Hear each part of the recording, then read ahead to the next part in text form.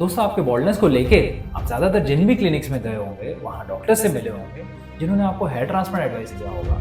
वहाँ आपको एक एश्योरेंस ज़रूर दिया होगा कि आपके ये जो ट्रांसप्लांटेड बाल है, वो परमानेंट है, वो हमेशा के लिए रहेंगे। तो दोस्तों, यहाँ रिजल्ट एक चीज़ है, बट वो रिजल्ट्स कितने परमानेंट है, वो कितने चलेंगे, वो एक अलग चीज़ है। जहाँ आपको ये बोला गया है कि हेयर ट्रांसप्लांट कराने के बाद आप फ्री हो गए, ये बाल तो परमानेंट है, अब आपको कुछ नहीं करना, वहाँ वो आपको प्रॉपर्ली गाइड नहीं कर रहे हैं। वहाँ आपको फॉल्स एश्योरेंस दिया जा रहा है, आपका वो लॉन्ग टर्म बालों के हेल्थ का नहीं सोच रहे। यहाँ हम हर पेशेंट के हेयर हेल्थ के बारे में लाइफ टाइम के लिए सोचते हैं।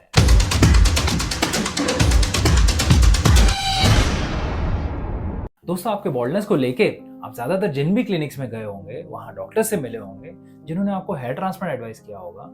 वहाँ आपको एक एश्योरेंस जरूर दिया होगा कि आपके ये जो ट्रांसप्लांटेड बाल है, वो परमानेंट है, वो हमेशा के लिए रहेंगे। तो दोस्तों, यहाँ रिजल्ट एक चीज है, बट वो रिजल्ट्स कितने परमानेंट है, वो कितने चलेंगे, वो एक अलग चीज है। तो जैसे कि हेयर ट्रांसप्लांट प्रोसीजर में हम हेयर फॉलिकल्स को एक जगह से निकाल कर बॉल्ड एरियाज में इम्प्लांट करते हैं, जहां वो कुछ महीनों बाद ग्रो होते हैं। तो हम उस ट्रांसप्लांट प्रोसीजर के दौरान ये जरूर अश्योर करते हैं कि ये जो हेयर फॉलिकल्स हम निकाल रहे हैं, वो एक अच्छी क्वालिटी के हैं, उनमें ग्रो होने की क्षमता हो, उन्हें डैमेज बिल्कुल ना हो, और वो अच्छे से टाइम के साथ ग्रो हो पाए, जिससे कि आपको आगे रिजल्ट बहुत अच्छे मिल सके। अभी रिजल्ट मिलने के बाद यही हेयर फॉलिकल्स कितने टाइम तक रहेंगे, वो किन चीजों पे डिपेंड करता है, वो मैं आज आपको बताऊंगा। सबसे इंपॉर्टेंट है आपकी एज।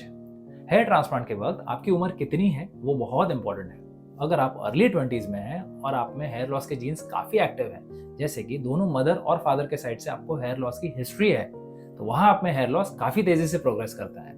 तो जैसे कि यहाँ हमने हेयर ट्रांसप्लांट कर दिया, आपको रिजल्ट भी बहुत अच्छे मिल गए, बट ये जो आपके एग्जिस्टिंग बाल हैं, बाल जो आपके सिर पे ट्रांसप्लांट से पहले भी थे, वो टाइम के साथ पतले होके गिरेंगे, क्योंकि आपके जो एक्टिव जीन्स हैं बॉडी में, वही जीन्स उन्हें वीक करके गिराएंगे। तो यहाँ आपके बॉल्डनेस का जो प्रोग्रेशन चल रहा है, उसे हम ट्रांसप्लांट से नहीं रोकते।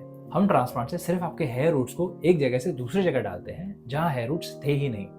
ट्रांसप्लांट से हम आपके अंदर के जीन्स को कंट्रोल नहीं कर रहे, आपके एक्टिव हेयर लॉस को हम नहीं रोक रहे। अब वो कैसे रोका या कम किया जा सकता है?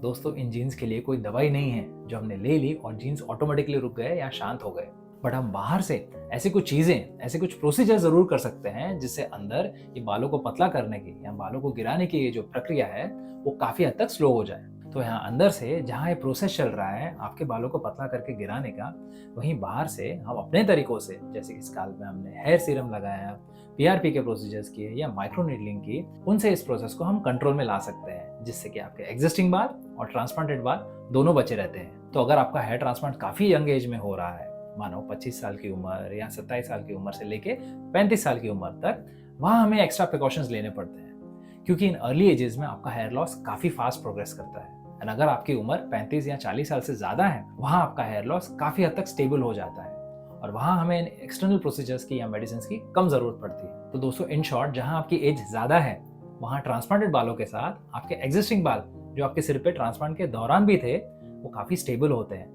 वहाँ वो काफी हद तक परमानेंट होते हैं। छोटी उम्र में जहाँ हेयर लॉस का प्रोसेस अंदर से ही इतना एक्टिव है, वहाँ हमें हेयर ट्रांसप्लांट के साथ और भी बहुत सारे एक्सटर्नल सपोर्ट्स की जरूरत पड़ती है उन बालों को संभालने के लिए। तो हमारे हर हेयर ट्रांसप्लांट के पेशेंट को हम शुरुआत में ही इन एक्सटर्नल सपोर्ट की इंपॉर्टेंस समझाते हैं, जिनमें मिनॉक्सिल लोशन का एप्लीकेशन हो गया, पीआरपी के प्रोसीजर्स हो गए, डर्मा रोलिंग हो गया या लेजर लाइट हो गया। आपके डॉक्टर ने आपको इन सब प्रोसीजर्स में से कौन सा प्रोसीजर एडवाइस किया है एंड उससे आपको रिजल्ट्स कैसे आए, कमेंट बॉक्स में मुझे बताइए।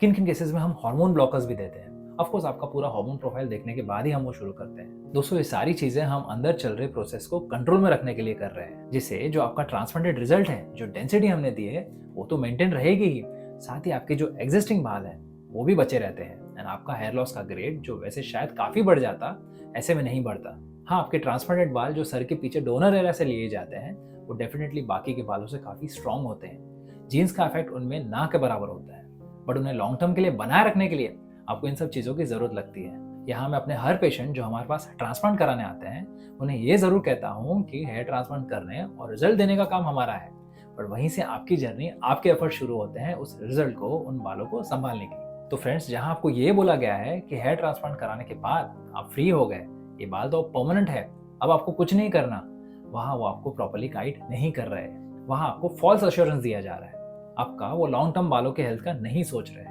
यहाँ हम हर पेशेंट की हेयर हेल्थ के बारे में लाइफ टाइम के लिए सोचते हैं। तो दोस्तों, आई होप ये वीडियो आपके लिए काफी इंफॉर्मेटिव था। इन्फॉर्मेटिव था तो इसे लाइक ज़रूर कीजिए, शेयर कीजिए उनसे जो हेयर लॉस की वजह से काफ़ी स्ट्रेस में हैं और एक जेन्युइन एडवाइस चाहते हैं। चैनल को सब्सक्राइब नहीं किया तो प्लीज़ उसे ज़रूर कीजिए, जिससे मुझे मोटिवेशन मिलता है हेयर ट्रांसप्लांट से रिलेटेड ऐसे और भी काफ़ी वीडियोस बनाने का। ऐसे और इन्फॉर्मेटिव कंटेंट मैं आपके लिए लाता रहूँगा। तब तक के लिए मैं हूँ डॉक्टर राहुल जग्यासी। Take care, bye bye.